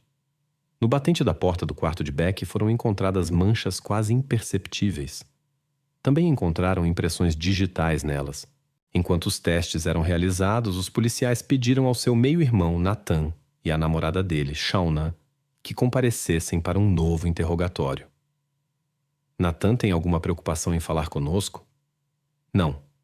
Ele não me disse nada sobre isso. Se tivesse, eu não saberia. Como ele está lidando com a situação? Está sendo bastante difícil para ele. Ele pensa mais. Meu Deus, e se? E ele também entende como está sendo difícil para a mãe dele agora. Porque Beck era quase como uma filha para ela. Durante o fim de semana, você ou Nathan participaram das buscas por Beck? Não. Eu não sabia que haviam organizado buscas. Só percebi isso ontem, quando entrei no Facebook e vi artigos de notícias e fotos sobre a operação de busca. A declaração de Shauna sobre as dificuldades de Nathan divergia das próprias palavras dele. Eu não conversava muito com ela, mas, obviamente, eu não gostava muito dela. E me irrita como ela às vezes fala com minha mãe. Pode ser grosseira ou algo assim, embora eu não possa citar um caso específico. Apesar das suspeitas dos policiais, eles não tinham fundamentos suficientes para a detenção. No entanto, a situação logo mudou radicalmente. Os resultados da análise de uma impressão digital encontrada no batente da porta do quarto de Beck finalmente chegaram. A impressão pertencia ao seu meio-irmão, Nathan Matthews. Ainda havia algumas horas de espera antes que se soubesse a quem pertencia a substância no batente da porta. As autoridades decidiram que, se a análise confirmasse que era de Beck, realizariam imediatamente uma prisão por suspeita de envolvimento em seu desaparecimento. Os temores foram confirmados. Os vestígios na porta pertenciam a Beck. No sábado, 28 de fevereiro de 2015, Nathan Matthews e Shauna Hoare foram levados à delegacia de uma casa em Bristol. O motivo da minha visita é a sua prisão, entende? Agora vou explicar tudo em detalhes, ok? Coloque as mãos assim, por favor, disse o policial. Nathan era 10 anos mais velho que Beck e a conhecia desde os 2 anos de idade, quando sua mãe começou a namorar Darren. A relação de Darren com Nathan era bastante tensa. Nathan não queria que ninguém interferisse na vida dele e de sua mãe. O irmão de Beck, Dan, se dava bem com Nathan. Eles frequentemente jogavam videogames e passavam tempo juntos. Mas com Beck, Nathan quase não se comunicava. Ele também não morava na casa da família, mas vivia nas proximidades com sua avó, embora visitasse frequentemente sua mãe e sua nova família. Quando Nathan tinha 19 anos, ele chegou em casa com 4 jovens no banco traseiro de seu carro. Nenhuma delas parecia ter mais de 12 anos. Darren não permitiu que ele as trouxesse para dentro e exigiu que Nathan as levasse imediatamente de volta para suas casas. Na adolescência, Beck enfrentou um transtorno alimentar. Enquanto a família estava profundamente preocupada, Nathan descartava seus problemas levianamente, declarando que ela fazia isso para chamar atenção. Ela se tornava mais fraca e às vezes perdia a consciência. Mas Nathan continuava afirmando que tudo era apenas para atrair atenção. Um ano depois, Beck conseguiu superar sua condição e recuperou sua saúde. Em 2008, quando Nathan Matthews completou 21 anos, ele trouxe para casa sua nova namorada, Shauna Hoare. Ele disse à família que ela tinha 19 anos, mas isso não era verdade. Na realidade, ela tinha apenas 15. Darren percebeu que ele estava mentindo e mandou-o levar Shauna para casa. Darren havia feito muitos esforços para tirar seus filhos da tutela dos serviços sociais e não estava disposto a arriscar a estabilidade deles de maneira alguma. No entanto, Nathan e Shauna permaneceram juntos e, com o tempo, tiveram uma filha. Inicialmente, Darren não gostava de Shauna. Ele dizia que havia algo sutilmente inquietante nela. Após a detenção, foram levados à delegacia para interrogatório adicional. Primeiro, os investigadores deram a Nathan a oportunidade de falar livremente, fortalecendo sua confiança nas respostas às perguntas. Depois mudaram de tática e começaram a interrogá-lo de forma mais direta. Você estava neste endereço no momento em que Rebecca ou Beck, como eu acho que a maioria a chama, estava lá, certo? Beck ou Bex? Sim, tudo bem. Você a conhece como Beck ou Bex? Normalmente a chamamos de Bex. O que mais nos interessa é encontrar Beck, entende? É isso que a polícia quer fazer. Sim. Eles também conversaram com Shauna sobre sua versão dos acontecimentos. Tudo parecia normal. Nada parecia estranho. Acho que sabe. Tudo parecia igual a qualquer outro dia. Você tem alguma preocupação ou suspeita de que Nathan ou qualquer outro membro da sua família ou parentes distantes possam estar envolvidos no desaparecimento dela? Não. Há algo importante que poderia ter influenciado o desaparecimento de Rebecca? Não. Você está absolutamente certa? Sim. Vejo pelo seu rosto que você quer nos contar algo. Eu só estava verificando se não havia coisas estranhas, significativas nas quais eu não tinha pensado. Não sei. Os peritos forenses foram enviados à casa de Shauna e Nathan. A residência estava em desordem. Cada quarto estava cheio de pertences, entulho e lixo. Quando a busca avançou por toda a casa, uma parte do andar superior imediatamente chamou a atenção. No banheiro, o lado esquerdo do ambiente parecia tão desleixado quanto o resto da casa. Mas a banheira, ela estava impecavelmente limpa, brilhante e cuidadosamente lavada, o que não correspondia absolutamente ao restante do interior. A polícia recebeu tempo adicional para interrogar 2 pessoas em conexão com o desaparecimento de Becky Watts, de 16 anos. Durante os interrogatórios contínuos, os oficiais decidiram não informar nenhum deles sobre os últimos acontecimentos da investigação ou sobre as evidências encontradas. Nos 2 dias seguintes, os peritos forenses continuaram a revistar a casa onde Nathan e Shauna viviam. Era uma tarefa incrivelmente difícil, considerando o estado da residência.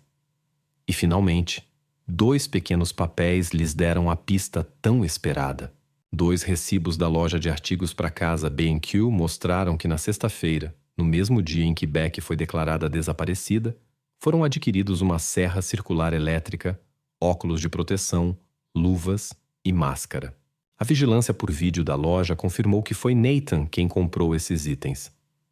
Nathan Matthews e Shauna Hoare foram detidos novamente, desta vez por suspeita de envolvimento no incidente com Becky Watts. Depois disso, a polícia foi forçada a informar as tristes notícias à família dela. Agora se tratava de um caso de pessoa desaparecida em circunstâncias suspeitas, e eles suspeitavam que Nathan e Shauna estavam relacionados a isso. O pai de Beck, Darren, disse que foi nesse momento que seu mundo começou a desmoronar. Logo, flores começaram a aparecer perto da casa em memória de Beck, quando as notícias começaram a se espalhar. Não muito longe da casa da família ficava-se a igreja de Santo Ambrósio. Lá foi exibido um livro de memórias, e a igreja permaneceu aberta até a noite para que as pessoas pudessem acender velas para ela. Agravando a tragédia, eventos desagradáveis ocorreram no 20º aniversário de seu irmão Dan. Os investigadores não revelaram que haviam encontrado os recibos. Eles continuaram aumentando a pressão, dizendo que a casa onde os suspeitos viviam foi cuidadosamente investigada, forçando os acusados a adivinharem o que exatamente foi descoberto. Às 22h26, Nathan, através de seu advogado, prestou depoimento à polícia. Ele se recusou a ouvi-los e tampou os ouvidos com os dedos para não escutar enquanto liam sua declaração. Nele dizia o seguinte: Eu, Nathan Charles Matthews, reconheço que sou responsável pelo ocorrido com Rebecca Watts. No dia 19 de fevereiro de 2015, cheguei a Crown Hill, St. George, Bristol, com minha namorada Shauna Hoare. No meu carro havia uma bolsa grande, um dispositivo elétrico de choque, algemas, fita e uma máscara. Tive a ideia de assustar Rebecca, simulando seu sequestro. Eu queria assustá-la e dar-lhe uma lição. Eu achava que ela era egoísta, e seu comportamento em relação à minha mãe representava um risco para a saúde dela. Alguns minutos após a chegada, Shauna disse que queria fumar e saiu para o jardim.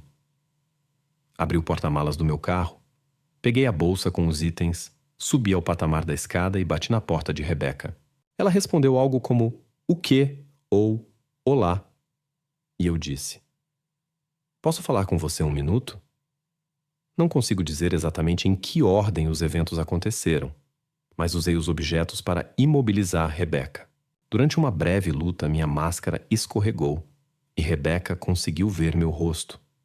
Isso me fez entrar em pânico, e eu impedi que ela respirasse quando estava parcialmente dentro da bolsa.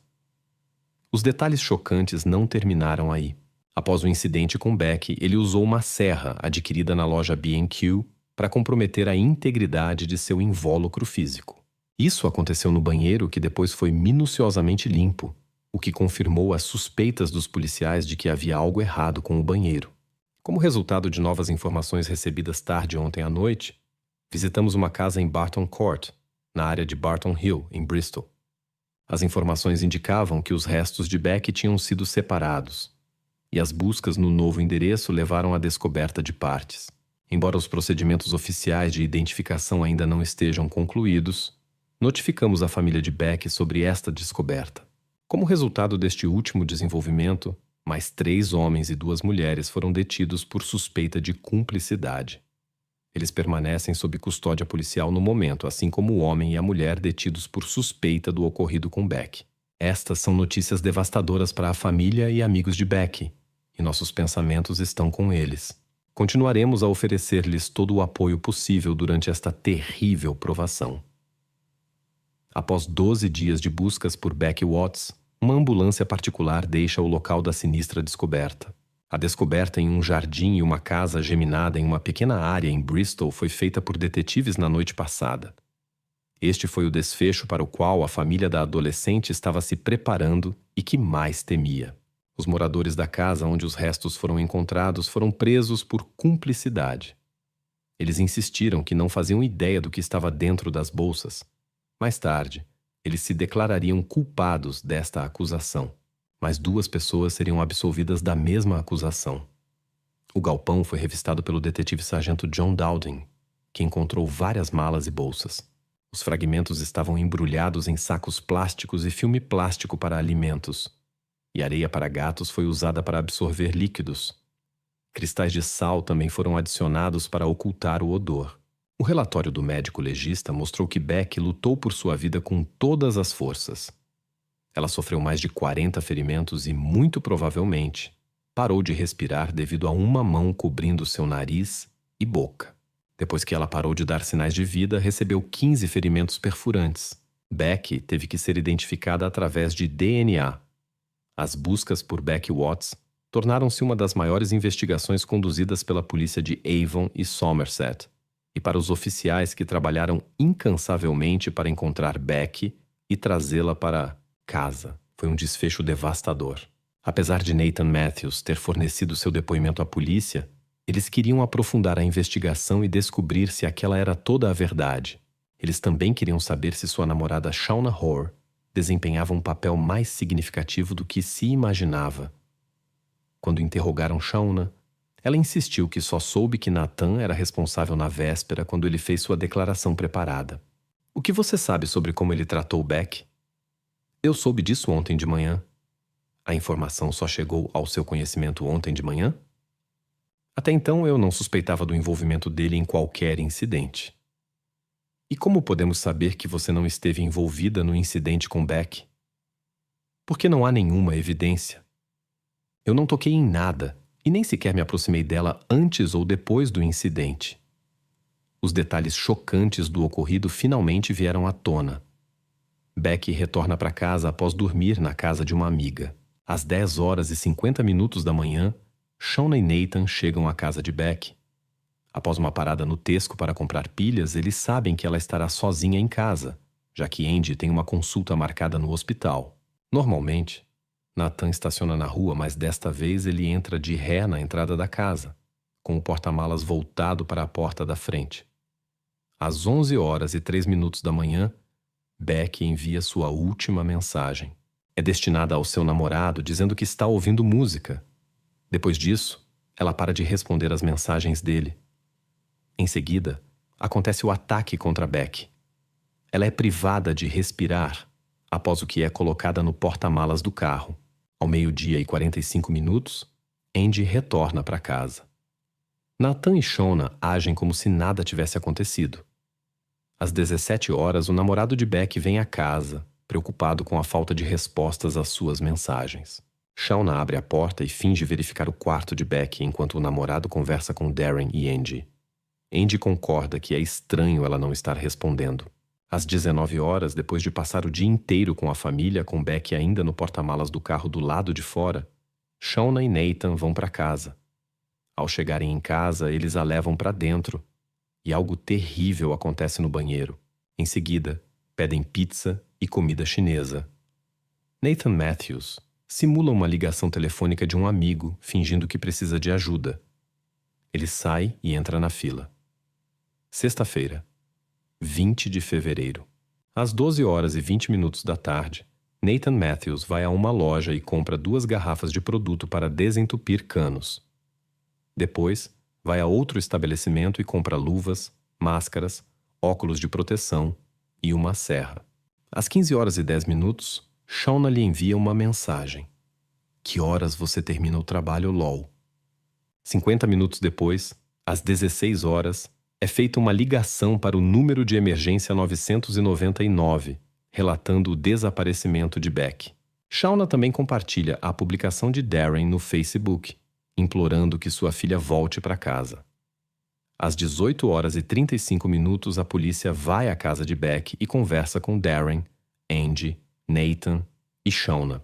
Nathan e Shauna afirmam que ouviram ela sair de casa na manhã anterior. Por volta das 21h, o casal retorna para casa e eles assistem a um vídeo no YouTube intitulado Quer esconder alguém? Em 21 de fevereiro, o casal visita a loja Asda e compra sacos de lixo, luvas, sacos de lixo adicionais, filme plástico para alimentos e alvejante. No dia seguinte, eles vão à loja de 99 centavos, Anna Wilkos, e compram uma esponja, mais sacos de lixo e fita adesiva, antes de irem ao Sainsbury's comprar mais filme plástico para alimentos.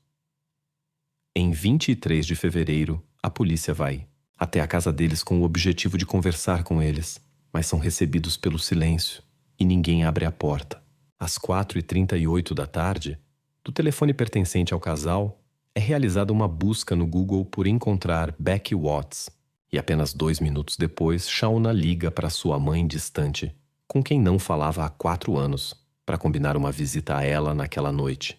Em 24 de fevereiro, às 2h19 da madrugada, câmeras de vigilância capturaram uma van branca, indo de Cotton Mill Lane até o local onde posteriormente foram encontrados sinais da presença de Becky.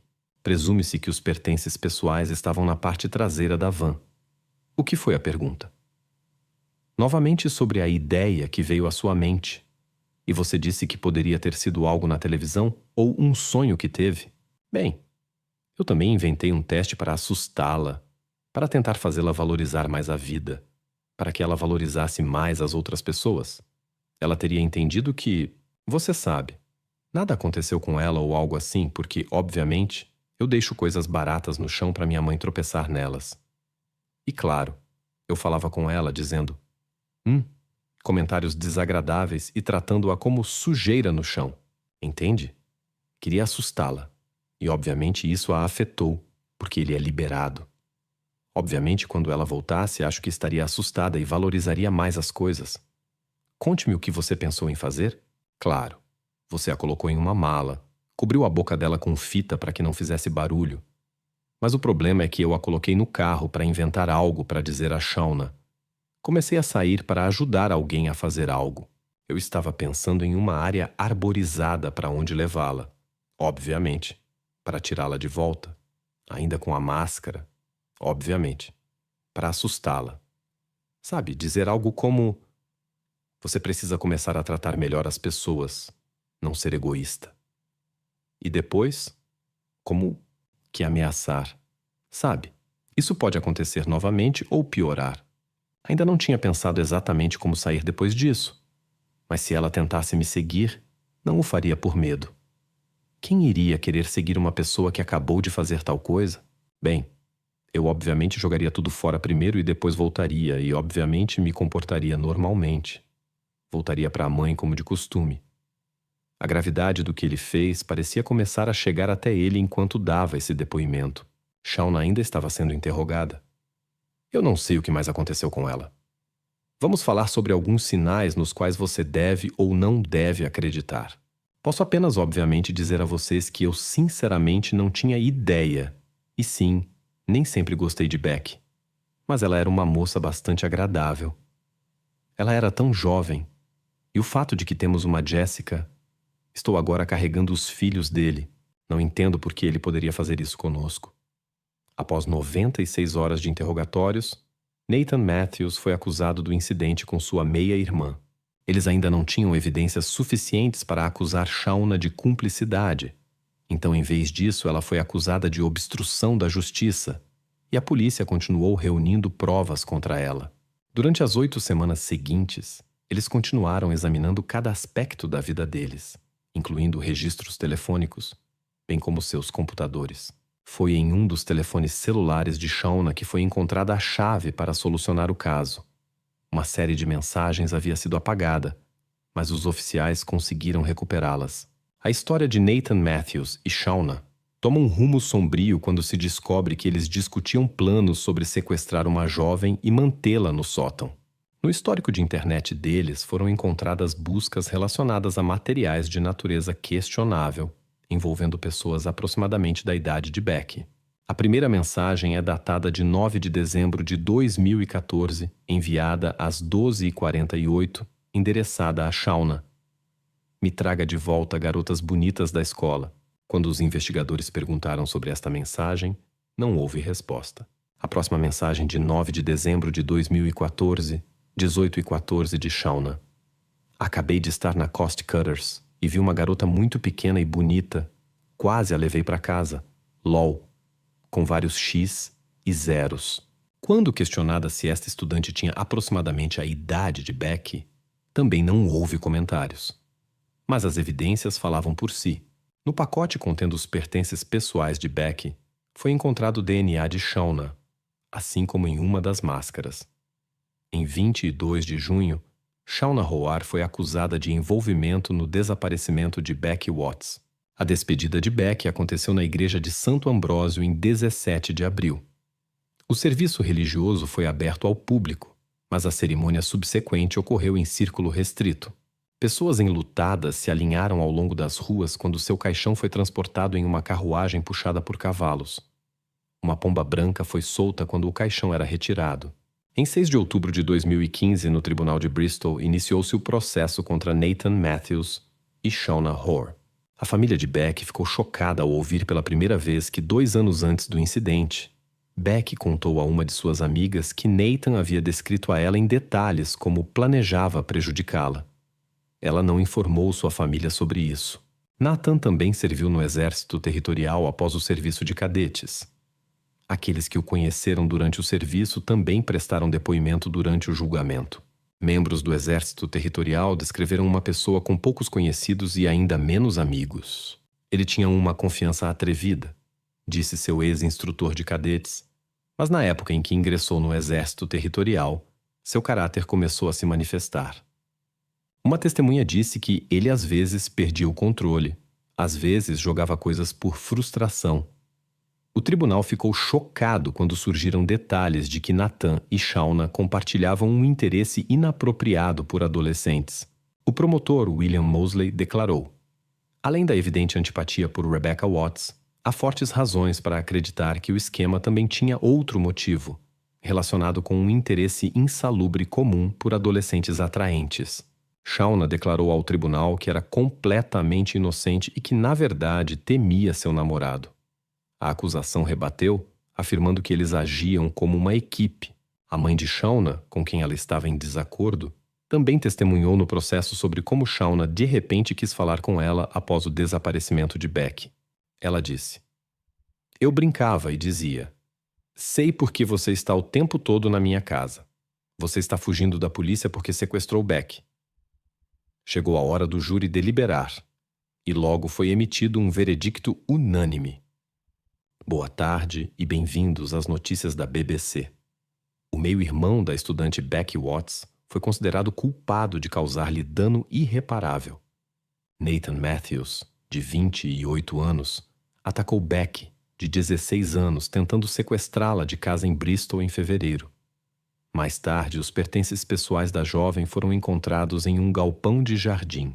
Sua namorada, Shauna Howard, foi absolvida da acusação de crime grave, mas considerada culpada por causar danos por negligência. Após apenas 3 horas de deliberação, o júri proferiu o veredito. Shauna Hall foi considerada culpada pelo sequestro e por causar consequências graves não intencionais a Becky Watts.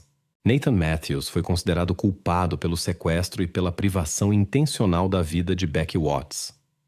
O júri não acreditou na versão deles sobre os acontecimentos. Eles precisaram de apenas 3 horas para chegar à conclusão de que o casal conspirou com o objetivo de sequestrar Becky Watts, de 16 anos, e que eles causaram sua partida durante um incidente com conotações sexuais. Após semanas de depoimentos difíceis sobre o que aconteceu com a estudante, sua família compartilhou sua reação ao veredicto de hoje. Agora que as formalidades foram concluídas, podemos iniciar o processo normal de luto e reconstrução de nossas vidas. Vidas que nunca mais serão as mesmas. Ouvindo o discurso do pai de Beck, Darren e sua esposa Andy, todos entendiam que agora eles sabiam que sua filha havia sofrido nas mãos de seu meio-irmão. Shauna Hall recebeu 17 anos de prisão. Nathan Matthews foi sentenciado à prisão perpétua com um período mínimo de 33 anos. Quando o levaram para começar a cumprir sua pena, ele não conseguiu olhar nos olhos de sua família e, em vez disso, olhava para o chão. Hoje se encerraram 6 semanas de depoimentos por vezes torturantes. Para minha equipe, foram 7 ou 8 meses de investigação. Isso levou um tempo terrivelmente longo. Foi extremamente complexo e acho que, em relação às evidências, foi muito perturbador às vezes, comentou o investigador. Foi perturbador também para o juiz, cujos olhos se encheram de lágrimas quando expressava suas condolências à família de Beck.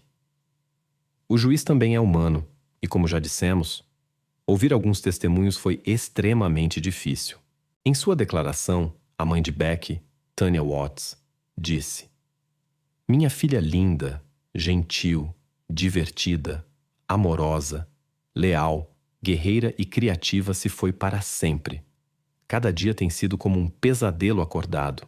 Parece o pior de todos os filmes de terror, mas é real. É minha criança. Ela tinha apenas 16 anos. Como posso lidar com isso?" Enquanto a família tenta reconstruir sua vida, Nathan Matthews completará 60 anos antes que seu caso seja revisado para possível libertação. Mas a realidade é que, como disse o juiz, isso pode nunca acontecer. Em junho de 2016, tanto Nathan Matthews quanto Shauna Hall perderam recursos contra suas sentenças. Após este incidente, o Conselho de Proteção Infantil de Bristol encomendou uma investigação séria do caso. A investigação concluiu que o triste incidente com Beck foi impossível de prever ou evitar. O relatório afirmava que não foi dada atenção suficiente ao círculo familiar mais amplo de Beck, incluindo seu meio-irmão e sua namorada. Observou-se que o comportamento às vezes complicado de Beck e sua ansiedade foram resultado da pressão exercida por Matthews. Darren, mais tarde, escreveu um livro sobre sua filha intitulado Beck, a história emocionante de Beck Watts. Em uma de suas entrevistas, ele confessou: "Se fosse preciso apertar uma alavanca, eu mesmo o faria, para que ninguém mais carregasse esse fardo na alma." A carga emocional do que aconteceu com sua filha fez com que ele perdesse quase 25 quilos. Ele não conseguia dormir, não conseguia comer e mal conseguia beber água. Apesar de tudo pelo que tiveram que passar e dos eventos surpreendentes que destruíram sua família, o casamento de Darren e Angie permaneceu firme, e eles continuaram leais um ao outro. Meu amor por ela é enorme, realmente enorme, nunca vacilou. E eu perdi alguns membros da família porque não virei as costas para ela. Nunca virarei as costas, nunca. Se isso não destruiu nosso relacionamento, nada poderá destruir. A forma como a comunidade se uniu para ajudar e apoiar a família foi nada menos que uma incrível demonstração de solidariedade. Muitos estenderam a mão e fizeram tudo possível para apoiá-los. Foi organizado um lançamento de balões em memória de Beck para mostrar à sua família que ela nunca seria esquecida. Isso foi seguido por uma marcha que literalmente parou o centro de Bristol. Nos jogos de futebol foram realizados minutos de silêncio para sua família. A atenção pública foi difícil, mas os fez sentir-se menos sozinhos. Apenas algumas semanas atrás, uma jovem macieira foi plantada para Beck em um parque local, um símbolo de crescimento e esperança. Desde o início foi visível a união desta comunidade, a sincera preocupação e o desejo de apoiar a família de todas as formas possíveis. A história de Beck Watts é ao mesmo tempo chocante e comovente. Ela talvez seja melhor descrita pelas palavras de sua família. Ela era como um tornado, um furacão e um raio de sol ao mesmo tempo. Ela entrava em sua vida e fazia você se sentir vivo. Somos muito gratos a todos os nossos espectadores e pessoas que nos apoiam.